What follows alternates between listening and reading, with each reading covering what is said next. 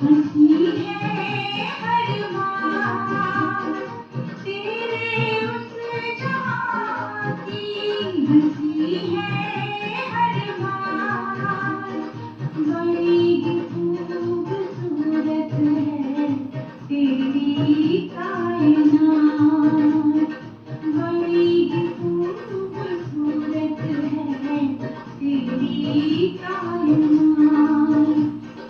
चमकती है रूहें जूं शबनम का पानी, चमकती है रूहें जूं शबनम का पानी, वो सबसे अनोखा तेरा मुल्के रूहानी।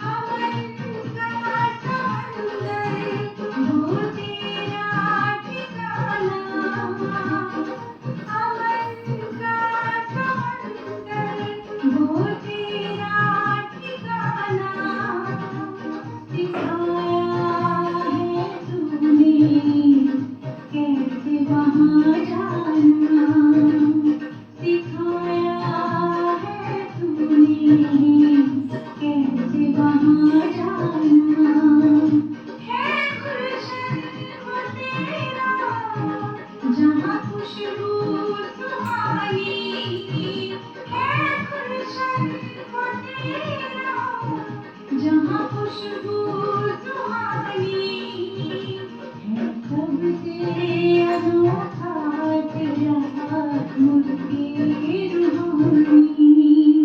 कुदरत कहूँ मैं या उसको कहानी, कुदरत कहूँ मैं या उसको कहानी, है सबसे अनोखा तेरा मुल्के रूहानी, है सबसे अनोखा तेरा मुल्के रूहानी।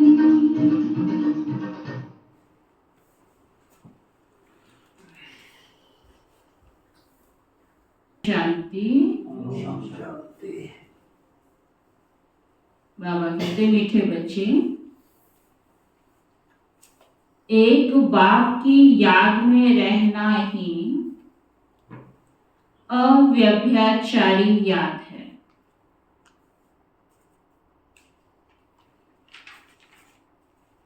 इस याद से तुम्हारे पाप कट सकते हैं। एक बाबा की याद में रहना ही क्या है? अव्यभिचारी याद है, और इस याद से ही तुम्हारे पाप कट सकते हैं। प्रश्न है, बाप जो समझाते हैं उसे कोई सहज मान लेते, कोई मुश्किल समझते।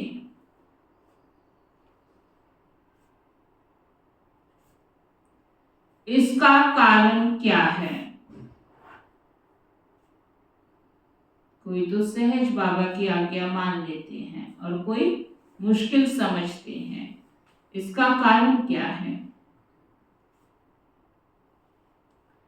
जिन बच्चों ने बहुत समय भक्ति की है,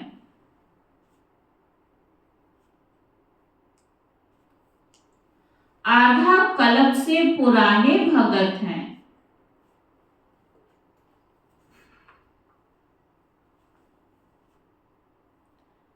वह बाप की हर बात को सहज मान लेते हैं।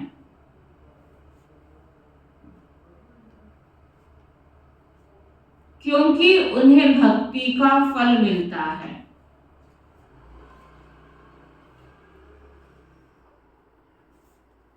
क्योंकि उन्हें भक्ति का फल मिलता है। जो पुराने भगत नहीं,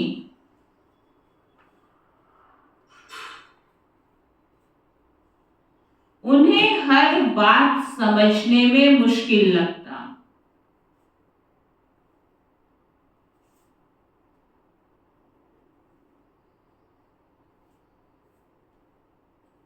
दूसरे धर्म वाले तो इस ज्ञान को समझ भी नहीं सकते।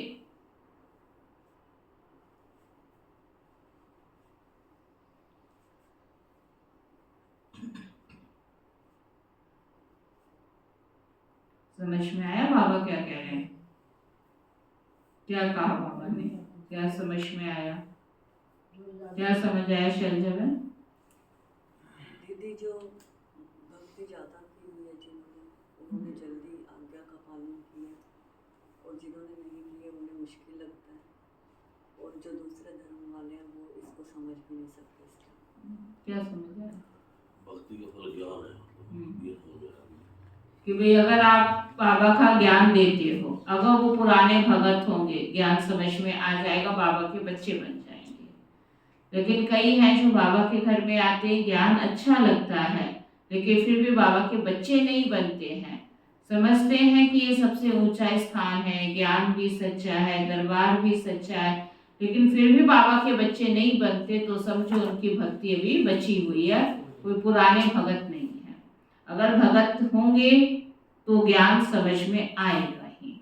और बाकी जो दूसरे धर्म वाले हैं, कोई कन्वर्ट हो गया होगा देवता धर्म की आत्मा, वो तो सहज ही निकल के आ जाएगी। लेकिन जो नहीं होंगे तो बाबा कहते हैं वो इस ज्ञान को समझ नहीं सकेंगे। ओम शांति। मीठे मीठे रूहानी बच्चों प्रति रूहानी बाप बैठ समझाते हैं, तुम बच्चे सब क्या कर रहे हो? यहाँ बाबा के घर में सभी बैठे हो, यहाँ बैठे तुम क्या कर रहे हो? तुम्हारी है अव्यभिचारी याद। एक होती है व्यभिचारी याद और दूसरी होती है अव्यभिचारी याद। तुम सबकी है अव्यभिचारी याद। किसकी याद है? एक बाप की।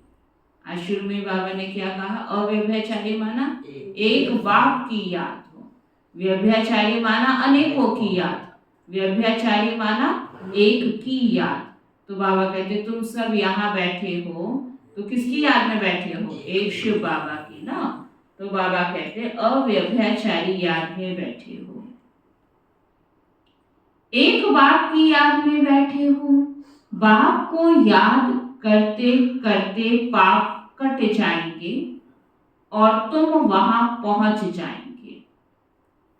पावन बनकर फिर नई दुनिया में जाना है, आत्माओं को जाना है। आत्मा ही इन ऑर्गन्स द्वारा सब कर्म करती है। तो बाप कहते हैं अपने को आत्मा समझ बाप को याद करो। मनुष्य तो अनेकों को याद करते हैं, भक्ति मार्ग में तुमको याद करना है एक को। बाबा कहते हैं भक्ति भी पहले पहले तुमने ऊंचे ते ऊंचे शिव बाबा की थी ना। स्मृति दिला रहा है बाबा। इसलिए आज तक भी भक्ति मार्ग में देखो तो सबसे ज्यादा भक्ति किसकी है? शिव की है। सेकंड नंबर पे देखें तो कृष्ण की है। सबसे ज्यादा मंदिर देखें तो किसके हैं? शिव के। उसके बाद श्री कृष्ण के।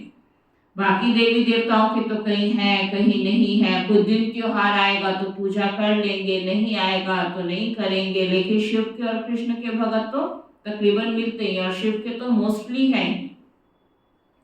तो बाबा कहते हैं पहले पहले भक्ति भी तुमने किसकी की? शिव की। उनको कहा जाता है अव्यभिचारी भक्ति। वही सर्व को सद्गति देने वाला रचता बाप है। उनसे बच्चों को बेहद का वर्षा मिलता है, भाई भाई से वर्षा नहीं मिलता। वर्षा हमेशा बाप से बच्चों को मिलता है, थोड़ा बहुत कन्याओं को मिलता है, वह तो जाकर फिर हाफ पार्टनर बनती है। यहाँ तो तुम सब आत्माएं हो ना, यहाँ शरीर की बात नहीं है, यहाँ सबको बाबा बराबर अधिकार देता है, क्योंकि बाबा कहते मैं तो आत्माओं को वर्षा देता हूँ, तुम्हारे शरीरों को थोड़ी वर्षा मिलता है। यहाँ तो तुम सब आत्माएं हो, सब आत्माओं का बाप एक है, सबको बाप से वर्षा लेने का हक है। तुम हो भाई भाई, भल शरीर स्त्री पुरुष का है, लेकिन आत्मा सब भाई भाई है। वह तो सिर्फ कहने मात्र कह देते हैं हिंदू मुस्लिम भाई भाई, अर्थ नहीं समझते। तुम अभी अर्थ समझते हो। भाई भाई माना सब आत्माएं एक बाप के बच्चे हैं, फिर प्रजापिता ब्रह्मा के बच्चे भाई बहन हैं। अभी तुम जानते हो इस दुनिया से सबको वापस जाना है। जो भी मनुष्य मात्र हैं, सबका पाठ पूरा होता है, फिर बाप आकर पुरानी दुनिया से नई दुनिया में ले जाती हैं, अर्थात पार ले जाते हैं। कहाँ ले जाते हैं पार? इस दुनिया से निकाल के तुम्हें नई दुनिया में ले जाते हैं। गाते भी है ना, खेवैया पार लगाओ, अर्थात सुख धाम में ले चलो। यह पुरानी दुनिया बदलकर फिर नई दुनिया जरूर बननी है। मूल वतन से लेकर सारी दुनिया का नक्शा तुम्हारी बुद्धि में है। असली घर कौन सा है? मूल वतन से तुम कैसे धरती पर आए, सारा चक्र बुद्धि में होना चाहिए, क्योंकि दुनिया तो एक ही होगी ना। तो बाबा कहते कैसे मूल वतन से तुम आते हो, सारी दुनिया का चक्र नक्शा तुम्हारी बुद्धि में है। हम आत्माएं सब स्वीट धाम शांति धाम की निवासी हैं, यह तो बुद्धि में याद है ना। हम जब सतयुगी नई दुनिया में हैं, तो बाकी और सभी आत्माएं शांति धाम में रहती हैं। आत्मा तो कभी विनाश नहीं होती। आप नई दुनिया में चले गए तो बाकी कहाँ रहेंगे? घर तो होना चाहिए ना, ठिकाना तो हो। जब तक उनकी फिर से बारी आए नई दुनिया में आने की, तब तक कहाँ वेट करेंगे? अपने घर शांति धाम में बैठी हैं। बाबा कहते क्योंकि आत्मा का विनाश तो होता नहीं। आत्मा में अविनाशी पाठ भरा हुआ है, वह कभी भी विनाश नहीं हो सकता। समझो यह इंजीनियर है, फिर 5000 वर्ष बाद हूबहू ऐसा ही इंजीनियर बनेगा। ड्रामा है ना, बार बार वही पार्ट रिपीट होता रहेगा। जो कल पहले किया वही रिपीट होगा। याद है कल क्या किया था? याद है? नहीं याद है ना? तो क्यों ना हम अपना ड्रामा अच्छा बना लें। अगर ड्रामा बार बार रिपीट होना, पीछे का ड्रामा क्या आप सबको याद है? नहीं याद है, लेकिन आप अगर चाहें तो अगला ड्रामा तो अच्छा बना सकते हैं ना। आज आपके हाथ में कलम है, इस बार मेहनत करो, हर कलम फिर वही पार्ट मिलेगा, तो हम अपने ड्रामा को अच्छा बना सकते हैं ना। तो बाबा कहते समझो यह इंजीनियर है, फिर 5000 वर्ष बाद हूबहू ऐसा ही इंजीनियर बनेगा। यही नाम रूप देश काल रहेगा। यह सब बातें बाप ही आकर समझाते हैं। यह अनादि अविनाशी ड्रामा है। इस ड्रामा की आयु 5000 वर्ष है। सेकंड भी कम जास्ती नहीं हो सकता। यह अनादि बना बनाया ड्रामा है, सबको पाठ मिला हुआ है। देही अभिमानी हो, साक्षी हो, खेल देखना है। क्यों बाबा ने ऐसा कहा? जब सबका पार्ट है उस ड्रामा में बचाने का, तो तुम साक्षी होके पार्ट देखो ना। आपके इंटरफेयर करने से पार्ट चेंज तो होगा नहीं। आप सोचो बाबा ने इसको ऐसा पार्ट दिया, इसको ऐसा नहीं, ऐसा होना चाहिए, तो आपके कहने से ड्रामा चेंज हो जाएगा क्या? स्थूल ड्रामा को कोई नहीं चेंज कर सकता, तो ये तो वर्ल्ड का ड्रामा है, ये चेंज हो सकता है? तो बाबा कहते फिर क्या करें अगर चेंज नहीं हो सकता, उसका ड्रामा में पार्ट जो है वो आपको पसंद भी नहीं आ रहा है, तो साक्षी हो जाओ। आप कोई फिल्म देख रहे हो और उसमें कोई बंदा आपको पसंद नहीं आ रहा कि ठीक से ऐसा पार्ट नहीं बजा रहा है, तो आप क्या करोगे? उसके डायरेक्टर को जाके कहोगे कि इस पार्टधारी को निकाल दो? जो वहां नहीं चल सकती वो तो हद का 2-3 घंटे का ड्रामा है, तो ये तो बेहद का ड्रामा है। और एक के पार्ट को चेंज करे बाबा, तो कितनों के पार्ट को चेंज करना पड़ जाएगा, क्योंकि एक व्यक्ति कितनों के साथ जुड़ा हुआ है, तो केवल एक नहीं चेंज होगा, लेकिन एक के साथ जितने हैं सबको चेंज, तो ये तो पॉसिबल नहीं है ना। इसलिए बाबा ने सहज तरीका क्या बता दिया? तुम साक्षी हो जाओ। बाप को तो देह है नहीं, वह नॉलेजफुल है, बीज रूप है। बाकी आत्माएं जो ऊपर निराकारी दुनिया में रहती हैं, वह फिर आती हैं नंबर वार पार्ट बजाने। पहले पहले नंबर शुरू होता है। कहां से शुरुआत होगी? सबसे पहले धरती पर कौन आएंगे? बाबा कहते सबसे पहले देवताओं का पाठ शुरू होगा ना। पहले नंबर की ही डिनाइस्टी के चित्र हैं, फिर चंद्रवंशी डिनाइस्टी के भी चित्र हैं, है ना। आजकल देखो, है ना, यूट्यूब पे भी और भी मोबाइल पे आपके आ रहे होंगे, सतयुग की दुनिया कैसी होगी, देखते हो ना कैसी होती है।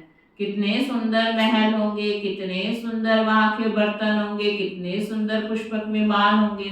अब आप सोचो वो बनाने वाले ने तो अभी सतयुग देखा भी नहीं है, ओरिजिनल सतयुग तो नहीं देखा है ना। चलो हमारी दादियों को बाबा ने ट्रांस में दिखाया, लेकिन जो चीज दिखाया वो एज इट इज तो बना भी नहीं कोई सकता है, लेकिन जो बनाया हुआ है उसी को देखो तो कितना अथाह सुख की दुनिया दिखाते हैं।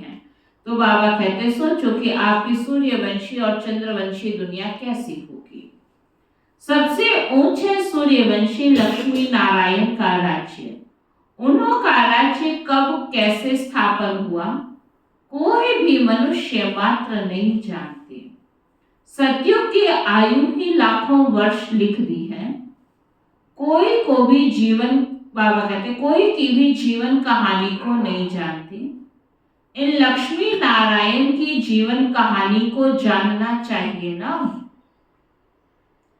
बिगड़ जाने माथा टेकना अथवा महिमा करना यह तो रॉन्ग है।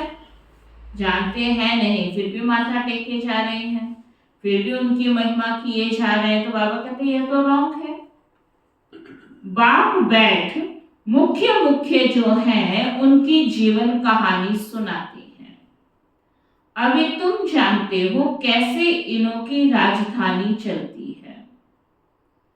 सतयुग में श्री कृष्ण था ना, अभी वह कृष्णपुरी फिर स्थापन हो रही है। श्री कृष्ण तो है स्वर्ग का प्रिंस। लक्ष्मी नारायण की राजधानी कैसे स्थापन हुई यह सब तुम समझते हो। नंबर वार माला भी बनाते हैं, फलाने फलाने माला के दाने बनेंगे, है ना। माना उनके पुरुषार्थ को देख के समझा जाता है कि ये तो उच्च घराने की आत्मा, ये फलाने फलाने नंबर पे आने वाली आत्मा है। बाबा कहते परंतु आज तो देख रहे हैं कि उनका पुरुषार्थ अच्छा है, ज्ञान योग अच्छा है, निश्चय बाबा पे अच्छा है, हर परिस्थिति में अच्छा पेपर को पास कर लेते हैं, लेकिन फिर भी क्या होता है, चलते चलते क्या हो जाता है। बाबा कहते हैं माया हरा देती है। इसलिए अभी कोई डिसाइड नहीं कर सकता कि कौन उच्च जाएगा और कौन कम पद पाएगा। ये तो बाबा के पास सबका रिजल्ट है और वही फाइनल करेगा कि कौन पास होगा और कौन नहीं होगा। माया हरा देती है ना। और ये विद्यालय का ज्ञान तो बाबा ने क्या पक्का कराया कि अगर एक बार आप माया से हार खाते हो तो पिछला भी माइनस हो जाता है। ये सबसे यहाँ पे पॉइंट जो है ये विचार वाली है। जमा तो होता ही है, लेकिन जमा करने में जैसे दुनिया में भी कोई धन कमाता है, बहुत मेहनत से धनवान तो बन जाता है, लेकिन अगर कोई विपत्ति आ जाए तो कंगाल होने में कितना टाइम लगता है? क्या उतना टाइम लगता है जितने वर्ष उसको अमीर बनने में लगा, जितने वर्ष उसको मेहनत करके धन कमाने में लगा? कंगाल होने में कितना टाइम लगता है? ऐसे ही बाबा कहते हैं ये संगम है। संगम में पुरुषार्थ करके तन लगाया, मन लगाया, धन लगाया, दूसरों की सेवा की, अच्छा संदेश दिया, लेकिन एक ऐसा नेगेटिव कर्म किया जिससे बाप का नाम बदनाम किया या यज्ञ को नुकसान पहुंचाया या पुरुषार्थ में ढीलापन आया, तो जितना कमाया था उससे नीचे गिरने में कितना टाइम लगा? वो सब खत्म हो जाता है। और हम क्या सोचते हैं, हमने तो बहुत कुछ किया हुआ है, लेकिन वो जुड़ा हुआ नहीं है, वो तो सब बैंक बैलेंस खत्म हो गया। और फिर उतना टाइम आपके पास होगा तो आप पुरुषार्थ करके आगे जमा करोगे ना, और इसी के आधार पे फिर सतयुग में पद बन जाएगा। वहां तो हम कुछ कह ही नहीं सकेंगे, जिसको जो पद मिल जाएगा चुप करके स्वीकार करना पड़ेगा। तब बाबा कहते हैं माया क्या करती है? चलते चलते माया हरा देती है। जब तक सेना में है कहेंगे यह कमांडर है, यह फलाना है, फिर मर भी पड़ते हैं। यहाँ मरना अर्थात अवस्था कम होना, माया से हारना, खत्म हो जाते हैं। आश्चर्यवत सुनंती कथंती भागंती अहो मम माया, फिर बाबा को फारकती भी दे देते हैं। मरजीवा बनते हैं, बाप का बनते हैं, फिर राम राज्य से रावण राज्य में चले जाते हैं। इस पर ही फिर युद्ध दिखलाई है ना। इसीलिए तो बाबा क्या कहते हैं, तुम कहाँ खड़े हो? युद्ध के मैदान में। ऐसा नहीं है कि कल तक आपकी जीत हो रही थी तो फाइनल जीत आप ही की है। युद्ध के मैदान में क्या होता है? अलर्ट रहना पड़ता है। कल तक आप जीत रहे थे ना, लास्ट फाइनल युद्ध होने वाला है, उसमें हार भी सकते हो। तो बाबा भी कहते हैं इसलिए बच्चे ये युद्ध का स्थल है ना, तो तुम बच्चों को क्या दिखाया कि देवताओं का जो युद्ध दिखाया वो हमारी तो कहानी है ना। देवताओं की भी युद्ध दिखाई है। एक युद्ध दिखाना दो क्यों? एक तरफ दिखाते असुर और देवताओं की युद्ध है ना, एक तरफ दिखा देते कौरव और पांडवों की युद्ध। अब युद्ध तो एक ही हुआ होगा ना, किसकी हुई? कौरव पांडव की हुई या देवताओं असुरों का हुआ? किसका युद्ध हुआ? एक ही दिखाओ ना, दो दिखाते हैं। बाप समझाते हैं यह यहाँ की ही बात है। लड़ाई तो हिंसा हो जाती, यह तो है ही अहिंसा परमो देवी देवता धर्म। तुम अभी डबल अहिंसक बनते हो, तुम्हारी है ही योग बल की बात। हथियारों आदि से तुम कोई को कुछ करते नहीं हो, वह ताकत तो क्रिश्चियन में भी बहुत है। माना जिनके पास दुनिया के साइंस के साधन है, लड़ाई तो वो भी बहुत कर सकते हैं। तुमने कोई हथियारों से थोड़े युद्ध करना है। रशिया और अमेरिका दो भाई हैं, इन बातों की भी कॉम्पिटिशन्स हैं, बॉम्ब आदि बनाने की। दोनों एक दूसरे ताकत वाले हैं। इतनी ताकत है कि अगर दोनों आपस में मिल जाए तो क्या होगा? तो बाबा कहते हैं सारे वर्ल्ड पर राज्य कर सकते हैं, लेकिन क्या वो आपस में मिलेंगे जो राज्य करेंगे? बाबा कहते हैं संभव है। मिलने के संस्कार होंगे तो राज्य करेंगे ना, ताकत बहुत है दोनों में, लेकिन क्या वो आपस में मिलेंगे? बाबा कहते परंतु लॉ नहीं है जो बाहुबल से कोई विश्व पर राज्य पा सके। तुम जितना मर्जी लड़ाई करो, ये नियम में नहीं है कि तुम युद्ध करके उसको हरा दो और तुम विश्व का मालिक बन जाओ। बन ही नहीं सकते, दोनों ही नहीं राज्य करोगे, क्योंकि विश्व पर राज्य करने के लिए योग का बल चाहिए, ना कि बाहुबल चाहिए। चलो बाबा के पास।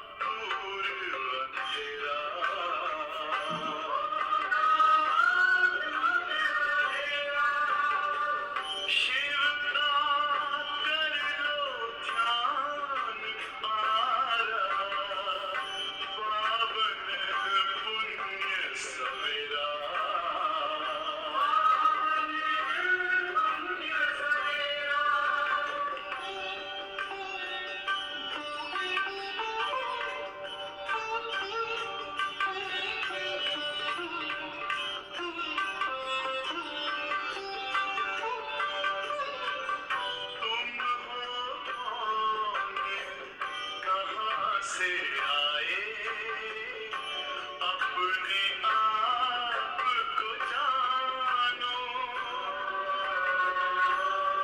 राजयोग के द्वारा अपना परमपिता पहचानो इसी राजपथ पर चलकर तुम पालो अपना बसेरा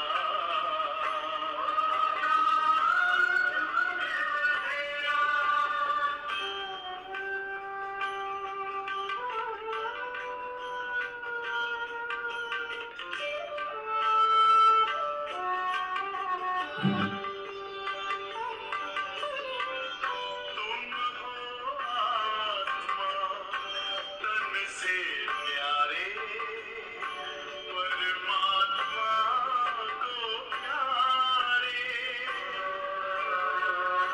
दिव्य गुणों को धारण करके योगी बनो दुलारे ज्योति बिंदु ही तोड़ेगा ये माया मोह का घेरा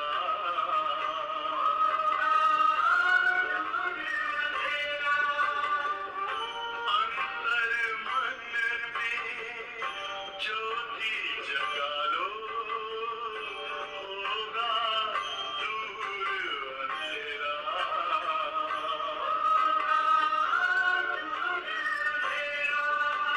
ओम शांति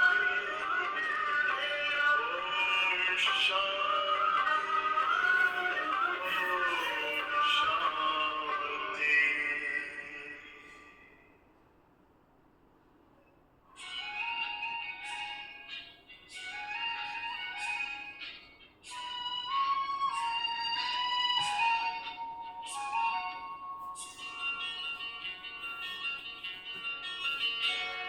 पवित्र मन रखो पवित्र तन रखो पवित्र मन रखो पवित्र तन रखो पवित्रता मनुष्यता की शान है जो मन वचन कर्म से पवित्र है वो चरित्रवान ही यहाँ महान है पवित्र मन रखो पवित्र तन रखो पवित्रता मनुष्यता की शान है जो मन वचन कर्म से पवित्र है वो चरित्रवान ही यहाँ महान है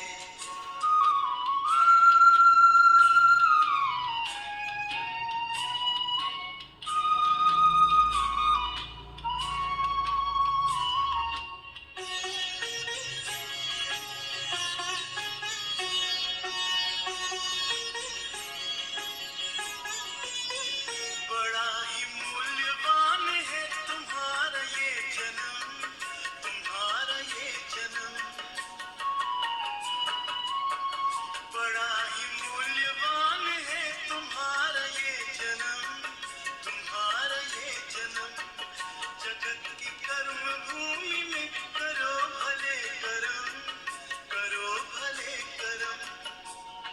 अच्छे रखो विचार उत्तम करो व्यवहार अच्छे रखो विचार उत्तम करो व्यवहार आदर्श व्यक्ति की ये पहचान है जो मन वचन कर्म से पवित्र है वो चरित्रवान ही यहाँ महान है पवित्र मन रखो पवित्र तन रखो पवित्रता मनुष्यता की शान है जो मन वचन कर्म से पवित्र है वो चरित्रवान ही यहाँ महान है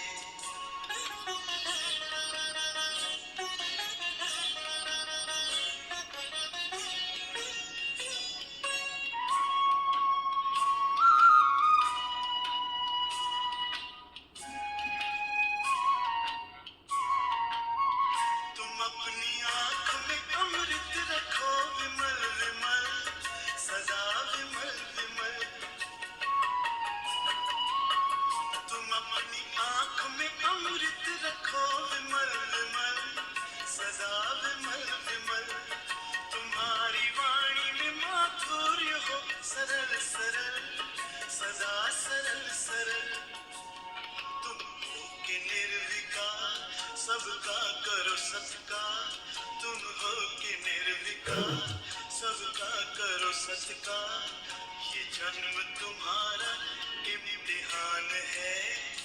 जो मन वचन कर्म से पवित्र है, वो चरित्रवान ही यहाँ महान है। पवित्र मन रखो, पवित्र तन रखो, पवित्रता मनुष्यता की शान है। जो मन वचन कर्म से पवित्र है, वो चरित्रवान ही यहाँ महान है। पवित्र मन रखो, पवित्र मन रखो, पवित्र मन रखो, पवित्र मन रखो।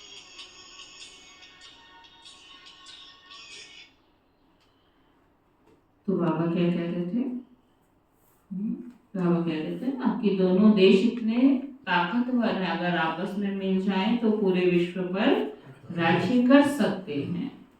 परंतु बाबा कहते हैं लॉय नहीं है। कहानी भी दिखाते हैं ना, दो बिल्ले आपस में लड़े, मक्खन बीच में तीसरा खा गया। सोचते रह गए हमें राज्य मिलेगा, हमें मिलेगा, बीच में राज्य कोई और ही ले गया। यह सब बातें अब बाप बैठ समझाते हैं। यह थोड़े ही कुछ जानता था। कौन? ये ब्रह्मा। तुम ये मत सोचो कि ब्रह्मा तुम्हें सुना रहा है, ये थोड़े कुछ जानता था। जैसे तुमको दुनिया का ज्ञान है उतना ही इसको है, लेकिन ये सब बातें कौन समझाते हैं? शिव बाबा। यह थोड़े कुछ जानता था। यह चित्र आदि भी बाप ने ही दिव्य दृष्टि से बनवाए हैं और अब समझा रहे हैं। वह आपस में लड़ते हैं। सारे विश्व की बादशाही तुम ले लेते हो। वह दोनों है बड़ा पावरफुल। जहां तहां आपस में लड़ा देते हैं, फिर मदद देते रहते हैं, क्योंकि उन्हों का भी आपस में व्यापार है जबरदस्त। सो जब दो बिल्ले आपस में लड़े तब तो बारूद आदि काम में आए। ये इतनी सब साइंस की चीजें बन रही है, रखने के लिए थोड़ी बन रही है। कितना खर्चा होता है इन पे। बाबा कहते हैं तभी तो लड़ेंगे तो आपस में और बनाएंगे। जहां तहां दो को लड़ा देते हैं। यह हिंदुस्तान पाकिस्तान पहले अलग था क्या? पहले तो सब कुछ एक ही था ना, लड़ा लड़ा के तो सब अलग कर दिया। दोनों इकट्ठे थे। यह सब ड्रामा में नूत है। अभी तुम पुरुषार्थ कर रहे हो, योग बल से विश्व का मालिक बने। वह आपस में लड़ते हैं, मक्खन बीच में तुम खा लेते हो। मक्खन अर्थात विश्व की बादशाही तुमको मिलती है और बहुत ही सिंपल रीति मिलती है। बाप कहते हैं मीठे मीठे बच्चों, पवित्र जरूर बनना है। पवित्र बन पवित्र दुनिया में चलना है। उनको कहा जाता है वाइसलेस वर्ल्ड, संपूर्ण निर्विकारी दुनिया। हर एक चीज सतो प्रधान सतो रजो तमो में जरूर आती है। बाप समझाते हैं तुम्हारे में यह बुद्धि नहीं थी, क्योंकि शास्त्रों में लाखों वर्ष कह दिया है। तुम कहाँ समझते थे सतयुग आने वाला है? जब आप बाबा के बच्चे नहीं बने थे तब पता था क्या सतयुग इतने नजदीक है और हम उस दुनिया में जाने वाले, समय खत्म होने वाला है, सृष्टि परिवर्तन होने वाली, पता था क्या? बाबा कहते हैं अब पता चला ना, क्योंकि शास्त्रों में तो लिख दिया है कि अभी लाखों वर्ष पड़े हैं। बाबा कहते हैं यह भी पहले तुमको पता तो नहीं था, अब समझते हो। वह तो कह देते कलयुग अभी 40,000 वर्ष और चलेगा। अच्छा 40,000 वर्ष पूरा हो फिर क्या होगा? चलो कलयुग चलेगा 40,000, उसके बाद क्या होगा? कभी तो 40 भी पूरे होंगे या नहीं होंगे, फिर क्या होगा? किसको भी यह पता नहीं है। इसलिए कहा जाता है अज्ञान नींद में सोए हुए हैं। भक्ति है अज्ञान, ज्ञान देने वाला तो एक ही बाप ज्ञान का सागर है। तुम हो ज्ञान नदियां, बाप आकर तुम बच्चों को अर्थात आत्माओं को पढ़ाते हैं। वह बाप भी है, टीचर भी है, सतगुरु भी है, और कोई भी ऐसे नहीं कहेंगे कि यह हमारा बाप टीचर गुरु है। यह तो है बेहद की बात। बेहद का बाप टीचर सतगुरु है। खुद बैठ समझाते हैं, मैं तुम्हारा सुप्रीम बाप हूं, तुम सब हमारे बच्चे हो। तुम भी कहते हो बाबा आप वही हो। बाप भी कहते हैं तुम कलप कलप मिलते हो। जिन्होंने तो बाबा को पहचान लिया, जिनकी आंख ने बाबा को समझ लिया, तो कहते बाबा आप तो वही कलप पहनने वाले हो। तो बाबा कहते बच्चे तुम भी तो कलप पहनने वाले हो। वह तो है परम आत्मा सुप्रीम। वह आकर बच्चों को सब बातें समझाते हैं। कलयुग की आयु 40,000 वर्ष और कहना बिल्कुल गपोड़ा है। 5,000 वर्ष में सब आ जाता है। बाप जो समझाते हैं तुम मानते हो, समझते हो। ऐसे नहीं कि तुम नहीं मानते। अगर नहीं मानते तो यहां नहीं आते। इस धर्म के नहीं है तो फिर मानते नहीं है। बाप ने समझाया है सारा मदार भक्ति पर है। क्योंकि शिव में बाबा ने कहा ना, ज्ञान उन्हीं को समझ में आएगा जिन्होंने भक्ति की होगी। कई कहते हैं हमें ये बात नहीं समझ आती, हम नहीं मानते। नहीं मानते तो माना तुमने भक्ति नहीं की है, तभी तो ज्ञान समझ में नहीं आ रहा है। और अगर भक्ति की होगी तो जैसे दुनिया वालों ने सुना ऐसे तुमने सुना हुआ है, लेकिन तुम्हें ज्ञान समझ में आ गया, तुम्हारी भक्ति पूरी हुई, ज्ञान समझ में आ गया। तो बाबा कहते समझो सारा मदार भक्ति पर है। जिन्होंने बहुत भक्ति की है तो भक्ति का फल भी उन्हों को मिलना चाहिए। उन्हों को ही बाप से बेहद का वर्षा मिलता है। तुम जानते हो हम सो देवता विश्व के मालिक बनते हैं, बाकी थोड़े रोज हैं। इस पुरानी दुनिया का विनाश तो दिखाया हुआ है और कोई शास्त्र में ऐसी बात है नहीं। एक गीता ही है भारत का धर्म शास्त्र। हर एक को अपना धर्म शास्त्र पढ़ना चाहिए और वह धर्म जिस द्वारा स्थापन हुआ उनको भी जानना चाहिए कि हमारे धर्म से पहले कौन सा धर्म था। उस धर्म को भी तो जानो ना। जैसे क्रिश्चियन क्राइस्ट को जानते हैं, उनको ही फिर मानते हैं, उनको ही पूजते हैं। तुम आदि सनातन देवी देवता धर्म के हो तो देवताओं को ही पूजते हो, परंतु आजकल अपने को देवता को कहलाता है क्या कह देते हैं? हिंदू धर्म का कह देते हैं। वो तुम देवता धर्म के, लेकिन कहलाते क्या हो? हिंदू। तुम बच्चे अब राज योग सीख रहे हो। तुम राज ऋषि हो। ऋषि माना तपस्वी। तो तुम सब क्या कर रहे हो? तपस्या कर रहे हो ना। तुम राज ऋषि हो, हठ योगी नहीं हो, हठ ऋषि नहीं हो कि जंगलों में जाके तपस्या करनी है ना। तो तपस्या में मन को साधना पहले जरूरी है, तन तो अपने आप स्थिर हो जाएगा। अगर मन ही स्थिर नहीं है तो तन स्थिर कहाँ से होगा? फिर चाहे तुम जंगल में रहो, चाहे तुम महलों में रहो, लेकिन मन का स्थिर होना जरूरी है। तो बाबा ने क्या किया? पहले मन का हमको ज्ञान दिया कि मन को कंट्रोल में ले लो। मन कंट्रोल है तो जंगल में जाने की आवश्यकता नहीं, अपने महलों में रह के भी तुम तपस्या कर सकते हो। लेकिन मन का घोड़े की लगाम आपके हाथ में नहीं है तो जंगल में जाओगे, वहां भी विचलित रहोगे, तपस्या वहां भी आपकी भंग हो जाएगी। तो इसलिए बाबा ने क्या बना दिया? हमको राज ऋषि बनाया है।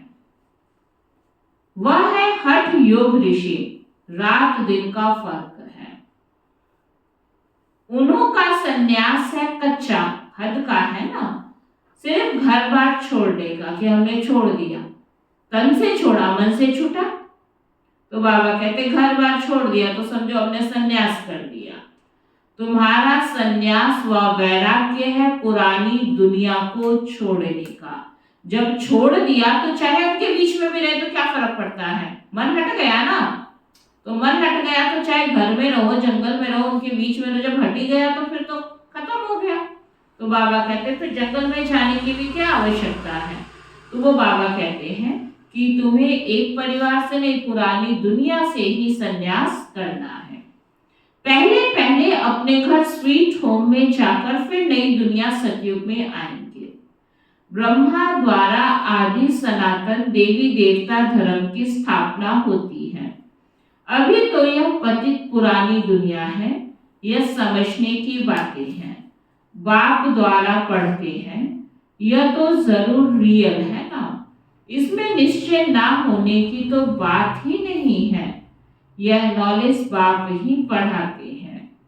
वह बाप टीचर भी है, सच्चा सतगुरु भी है और साथ ले जाने वाला भी है। वो गुरु लोग तो आधा पर छोड़कर चले जाते हैं। गुरु ही चला गया, पीछे कौन लेकर अब हमको जाएगा। तो बाबा कहते वो तो आधे में ही छोड़ के चले जाते हैं। एक गुरु गया तो दूसरा गुरु करेंगे, उनके चेले को गद्दी पर बिठाएंगे। यहाँ तो है बाप और बच्चों की बात। यहाँ कोई गद्दी तो है नहीं जिसपे किसी को कोई बिठाया जाए। यहाँ तो बाप भी अविनाशी और बच्चे भी अविनाशी हैं। तो बाबा कहते बाप और बच्चों की बात है। वह फिर गुरु और चेले के वर्षे का हक है। वर्षा तो बाप का ही चाहिए ना। शिव बाबा आते भी हैं भारत में। देखो देने को कोई कुछ भी तुमको दे, लेकिन जहां अधिकार होता है तो अधिकार किस पे जमाते हैं, बाप पे। अगर भाई अपने प्रॉपर्टी में से भी देना तो आपको अधिकार नहीं लगेगा कि हाँ ठीक है उसकी खुशी है उसने दे दिया। कोई और रिश्तेदार नातेदार आपको कुछ सहयोग दे भी दे तो आपको अधिकार की फीलिंग आती है ना। क्या लगता है किसने हमारी एहसान की फीलिंग आएगी, अधिकार की फीलिंग नहीं आएगी कि ठीक है उसके पास था और उसका दिल था उसने दे दिया, तो अधिकार वाली बात तो नहीं है। लेकिन बाप पे कितना वो सब कुछ भी दे दे, कहेगा हमारा अधिकार है। एहसान लगता है कभी, क्या फील होता है कि अधिकार है। तो इसीलिए बाबा भी क्या कहते हैं, यहाँ तुम्हारा बाप पे क्या है, सब बच्चों को वर्षा लेने का हक है, अधिकार है। शिव बाबा आते ही है भारत में। शिवरात्रि और श्री कृष्ण की रात्रि मनाते हैं ना। शिव की जन्म पत्री तो है नहीं, सुनाए कैसे। उनकी तिथि तारीख तो होती नहीं। श्री कृष्ण जो पहला नंबर वाला है उनकी दिखाते हैं। दीपावली मनाना तो दुनिया के मनुष्यों का काम है। तुम बच्चों के लिए थोड़े ही दिवाली है। दिवाली मना के एक दिन की खुशियां, तुम्हारे लिए दिवाली है। किसके लिए दिवाली है, तो आपके लिए क्या है, हर रोज दिवाली होनी चाहिए ना। हमारा नया वर्ष है, नई दुनिया सतयुग को कहा जाता है ना। कल मैं दादी जी का सुन रही थी, दादी जी कहते हम सबका तो नया जन्म हुआ। दिवाली माना नया जन्म हुआ। नया जन्म कैसे हो गया, बाबा ने हम सब बुझी हुई आत्माओं की ज्योति जगा दी तो नया जन्म हो गया ना। आत्मदीप तो बाप ने जगाया तो हम सबका असली जन्मदिन की दिवाली हो गई ना। तो बाबा कहते हैं हमारा तो नया वर्ष है, नई दुनिया सतयुग को कहा जाता है। अभी तुम नई दुनिया के लिए पढ़ रहे हो। अभी तुम हो पुरुषोत्तम संगम युग पर। उन कुंभ के मेलों में कितने ढेर मनुष्य जाते हैं। वह होती है पानी की नदियों पर मेला, कितने ढेर मेले लगते हैं। उन्हों की भी अंदर बहुत पंचायत होती है। कभी कभी तो उन्हों का आपस में ही बड़ा झगड़ा हो जाता है क्योंकि देहाभिमान बहुत है। यहाँ तो झगड़े आदि की कोई बात ही नहीं। बाप सिर्फ कहते हैं मीठे मीठे लाडले बच्चों मुझे याद करो। तुम्हारी आत्मा जो सतो प्रधान से तमो प्रधान बनी है, खाद पड़ी है ना, वह योग अग्नि से ही निकलेगी। सोनार लोग जानते हैं बाप को ही पतित पावन कहते हैं। बाप सुप्रीम सोनार ठहरा।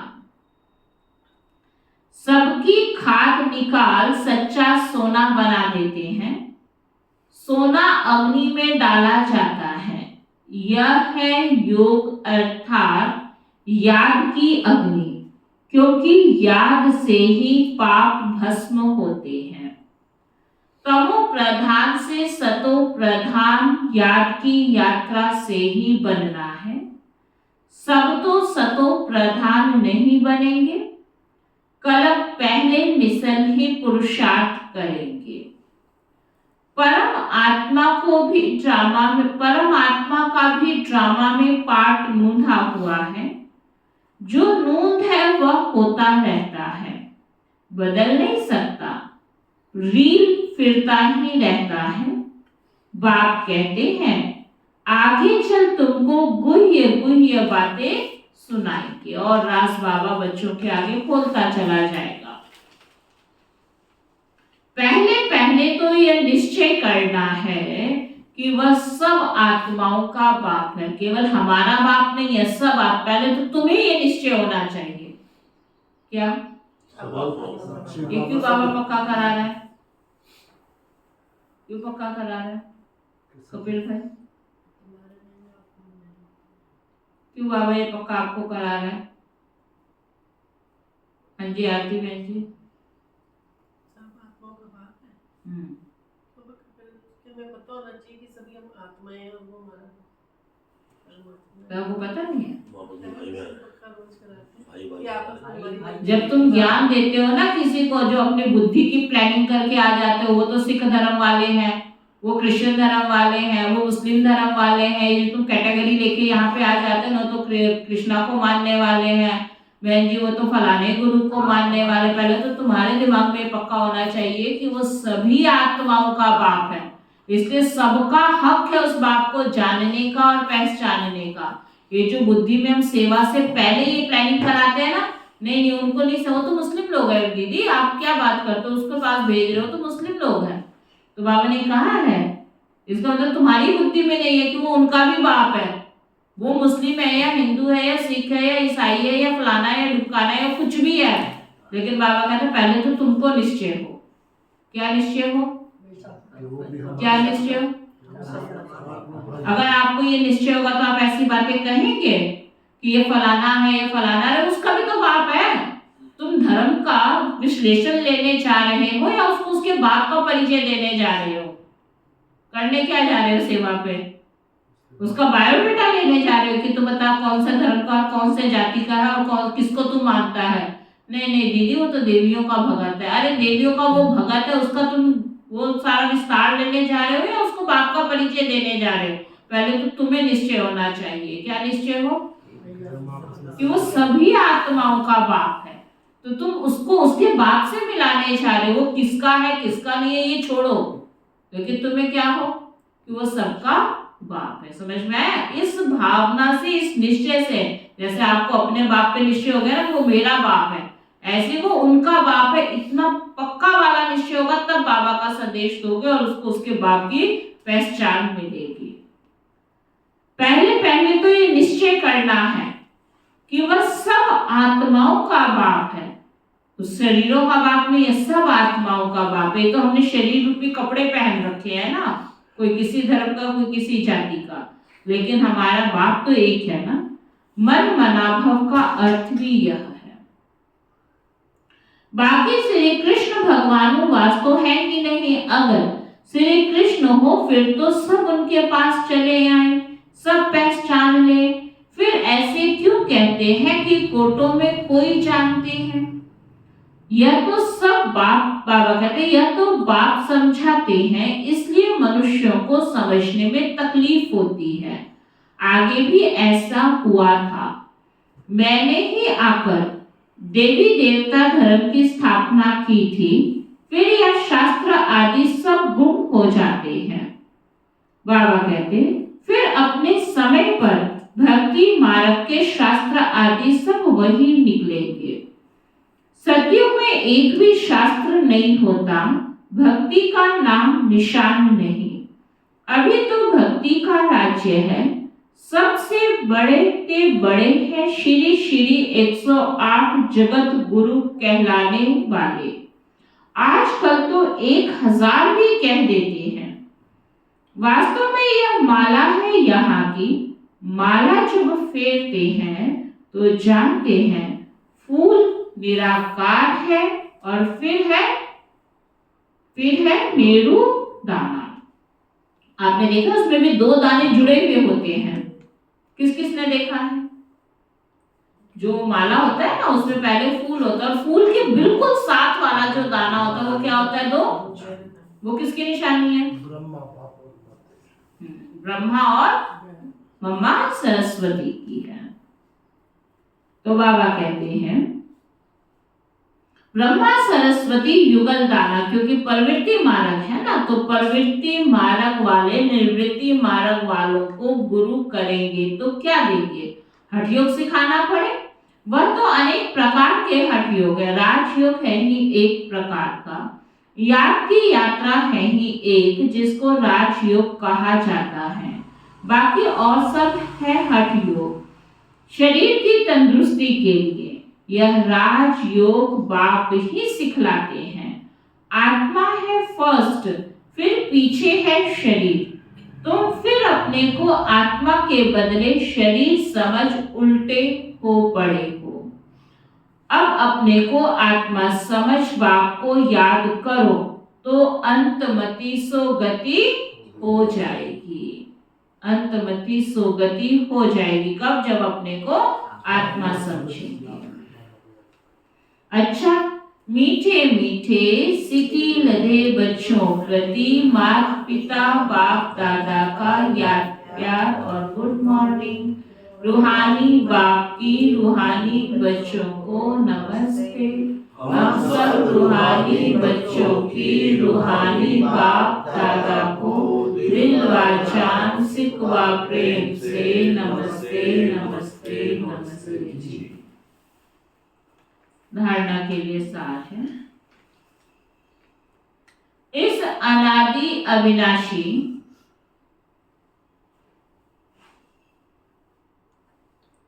बने बनाए ड्रामा में हरेक के पार्ट को देही अभिमानी बन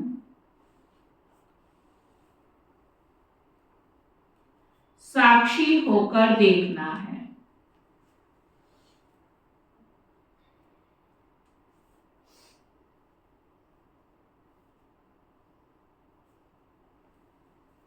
अपने स्वीट होम और स्वीट राजधानी को याद करना है।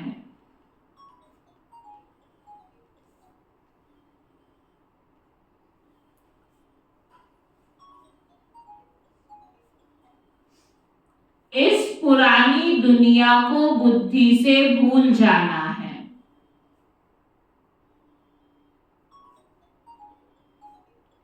किसका बज रहा है?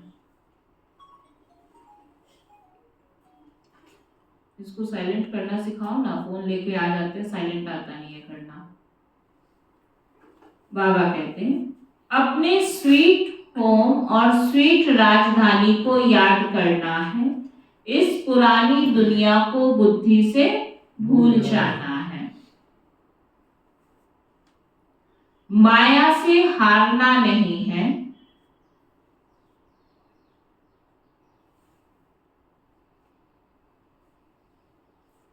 याद की अग्नि से पापों का नाश कर आत्मा को पावन बनाने का पुरुषार्थ करना है।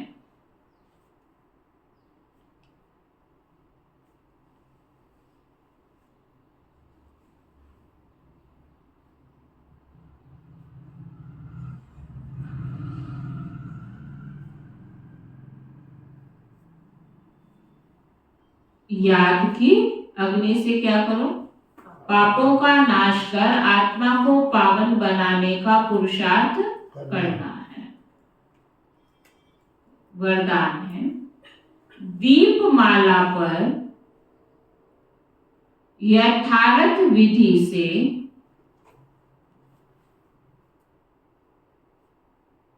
अपने दैवी पद का आवाहन करने वाले पूज्य आत्मा भव। क्या वरदान दिया बाबा ने? कब है दीपमाला?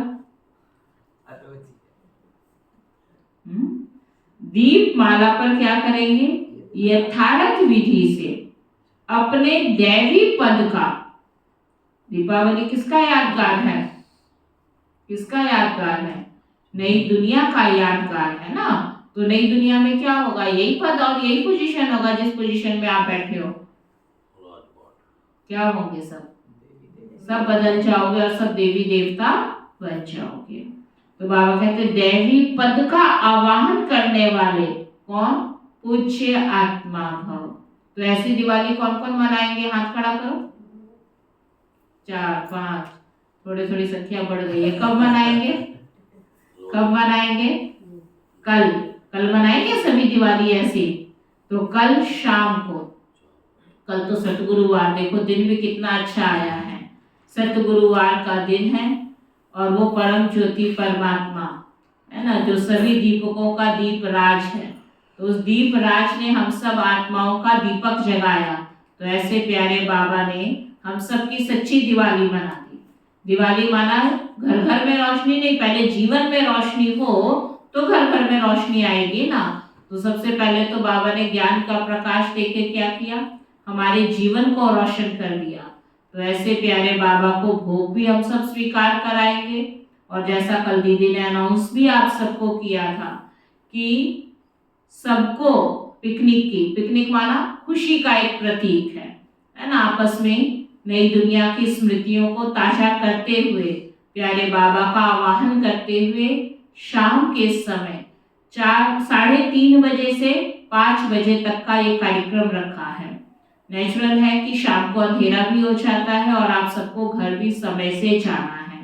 तो जो चाहते हैं कि दीदी एक्यूरेट हमें 5 बजे यहाँ से छुट्टी दे दे, वो जरा हाथ खड़ा करें। इसमें तो बड़ी जल्दी हाथ खड़ा किया, कोई रह भी नहीं गया होगा गलती से। लेकिन जो समझते हैं हम एक्यूरेट 3:30 बजे यहाँ आ जाएंगे, वो हाथ खड़ा करें। उसमें आधे हाथ हो गए। तो बताओ फिर 5 बजे छुट्टी कैसे मिल जाएगी? छुट्टी मिल जाए 5 बजे, ये तो कान पूरे खुले हैं 2, लेकिन आना है ये भी तो याद रखो ना। तो आना कितने बजे है? अगर आप ठीक 3:30 बजे आएंगे तो ठीक 5 बजे छुट्टी मिल जाएगी। अगर आप आएंगे ही 4 साढ़े 4 तो आगे का टाइम बढ़ता चला जाएगा, क्योंकि भोग तो जो सब मिलके लगाओगे, या भोग भी बस भोग खाने के लिए हम आ जाएंगे, लगाने से हमारा कोई मतलब नहीं। आप लगा के रखना, हम खाने के लिए आ जाएंगे। बना के रखना, लगा के रखना। आरती बहन जी, खाने के टाइम पे हम सभी पहुंच जाएंगे। ऐसा तो नहीं करना है ना, पहले खिलाना है और फिर खाना है। तो 3:30 बजे आएंगे तो आपको राइट टाइम छुट्टी मिल जाए, जिससे आप सब अपने घर में भी समय से पहुंच सकेंगे। इसलिए शाम को 3:30 बजे सबने यहाँ आना है। बाबा का आवाहन भी करेंगे, प्यार से बाबा को भोग भी खिलाएंगे। और जो समझते हैं कि सतयुग में हम सबने चलना है और उसके लिए उच्च पद पाना है, तो उसके लिए 4 मुख्य धारणाएं हैं अपने विद्यालय की। कौन कौन सी? ज्ञान, योग, सेवा, धारणा और सेवा, ये तो सब्जेक्ट हो गए। धारणाएं: ब्रह्मचर्य व्रत, शुद्ध अन्न, नियमित क्लास और दैनिक गुण। जो समझते हैं हम इन 4 धारणाओं में पक्के हैं, वो व्हाट्सएप पे हमें अपना नाम लिखकर भेजेंगे, फिर उनकी कल ताजपोशी करेंगे। ठीक है? कौन कौन सी 4 बातें? ब्रह्मचर्य, शुद्ध अन्न, नियमित क्लास और दैनिक गुण। जो इसमें पास है, पक्के हैं और समझते हैं कि हाँ, हम बाबा की श्रीमत अनुसार इन 4 मर्यादाओं को हमने अपने जीवन का आधार बना रखा है और हम इसमें पक्के हैं, वो अपना नाम व्हाट्सएप पे लिखकर भेजेंगे। तो जब आप व्हाट्सएप पे लिख के भेजेंगे तो फिर कल आपकी ताजपोशी करेंगे, जिससे आपको याद हो कि हाँ, हमें सतयुग में ऊंचा पद पाना है। ठीक है? कहते हैं हाँ हमें मंजूर है, वो हाथ खड़ा करें। मैंने ये नहीं पूछा कि आप चल रहे हो कि नहीं, कहते हैं हाँ मंजूर है कि ऐसा हो, वो हाथ खड़ा करें। चलो अभी सुनो दीपावली मनानी कैसे है। दीपमाला पर पहले लोग विधि पूर्वक दीपक जगाते हैं। कल देखना सब क्या करेंगे, विधिवत पहले दीपक जगाते हैं। तो बाबा कहते विधि पूर्वक दीपक जगाते थे, दीपक बुझे नहीं यह ध्यान रखते थे, घृत डालते थे, विधि पूर्वक आवाहन के अभ्यास में रहते थे। अभी तो दीपक के बजाय बल्ब जगा देते हैं। दीप माला नहीं मनाते, अब तो मनोरंजन हो गया है। माला थोड़ी हुई, वो तो बल्ब जगा दिया आर्टिफिशियल, वो माला हुई क्या। पहले दीपकों को ऐसे सजाते थे जैसे कोई माला बन जाए। तो बाबा कहते अब तो मनोरंजन का हो गया। आवाहन की विधि अथवा साधना समाप्त हो गई, स्नेह समाप्त हो, सिर्फ स्वार्थ रह गया है। इसलिए यथार्थ दाता रूपधारी लक्ष्मी किसी के पास आती नहीं। समझ में? लेकिन आप सभी यथार्थ विधि से अपने दैवी पद का आवाहन करते हो। तो ना बाबा पहले ही समझा रहे हैं कि कल कैसे दिवाली मनानी है, कैसे मनानी है। अपने दैवी पद का आवाहन करते हो, इसलिए स्वयं पूज्य देवी देवता बन जाते हो। आवाहन करोगे तो आएगी ना, ऐसे थोड़ी घर में सफाइयां कर ली, कोना कोना साफ करने पे लगे लक्ष्मी आएगी। आज तक तो आई नहीं, अब कहां से आ जाएगी। अगर आना था तो पिछले साल नहीं आई, या पिछले साल सफाई ठीक नहीं हुई थी। अगर पिछले साल आ गई तो फिर चली क्यों गई, छुट्टी क्यों दे दी उसको, फिर एक बार आ गई थी तो आई रहती ना। लेकिन नहीं, तो बाबा कहते इसलिए विधिवत हर चीज की विधि ठीक होगी, सिद्धि स्वतः मिल जाएगी। तो बाबा ने क्या कहा, यथार्थ विधि से अपने दैवी पद का आवाहन करते हो, इसलिए स्वयं पूज्य देवी देवता बन जाते हो। स्लोगन है, सदा बेहद की वृत्ति दृष्टि और स्थिति हो, तब विश्व कल्याण का कार्य संपन्न होगा। विश्व कल्याण का कार्य संपन्न कब होगा, जब सदा बेहद की दृष्टि वृत्ति और स्थिति हो, तो विश्व कल्याण का कार्य बाबा कहते सहज संभव होगा। और आज का अव्यक्त इशारा है, अभी ज्वालामुखी बन आसुरी संस्कार आसुरी स्वभाव सब कुछ भस्म करो। जैसे देवियों के यादगार में दिखाते हैं कि ज्वाला से असुरों का संहार किया। असुर कोई व्यक्ति नहीं, लेकिन आसुरी शक्तियों को खत्म किया। यह अभी आपकी ज्वाला स्वरूप स्थिति का यादगार है। अब ऐसी योग की ज्वाला प्रज्वलित करो जिससे आसुरी संस्कार भस्म हो जाएं और यह कलयुगी संसार परिवर्तन हो जाए। कलयुग बदल सतयुग आ जाए। ओम शांति।